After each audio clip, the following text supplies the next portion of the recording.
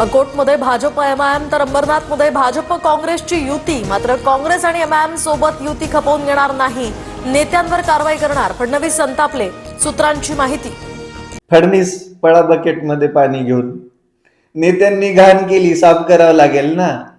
तुम्हाला तेवढंच काम उरलंय, प्रचार करायचा, हेलिकॉप्टरने इकडून तिकडं पळायचं, सत्ता आणायची. तुमचे नेते पण घाण करतायत, तुमचे अंडभक्त कार्यकर्ते संभ्रमात आहेत.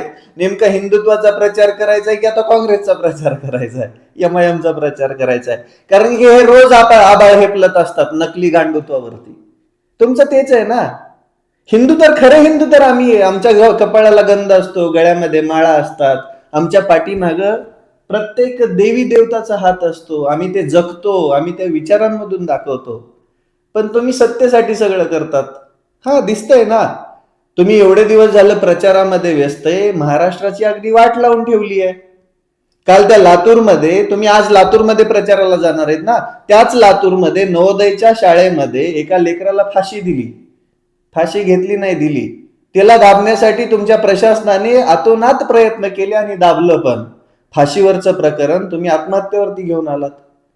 तसेच खूप सारे प्रॉब्लेम आहेत. मागच्या 2-4 महिन्यामध्ये कितीतरी लेकरांवरती अत्याचार झाले. तुम्ही म्हणता ना, बाकी सगळी काळजी मी करतो महाराष्ट्राचा प्रमुख म्हणून. 2 तारखेला कमळाची चिंता तुम्ही करा, पुढचे 5 वर्ष तुमची चिंता हा देवा भाऊ करेल, हा विश्वास तुम्हाला देतो. काय घंटा काळजी करता का तुम्ही?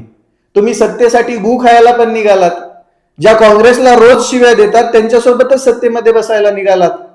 ज्या एमआयएम वरून तुम्ही हिंदुत्व शिकवत असतात त्या एमआयएम सोबत तुम्ही युती केली. तुम्हाला लाज वाटत नाही का?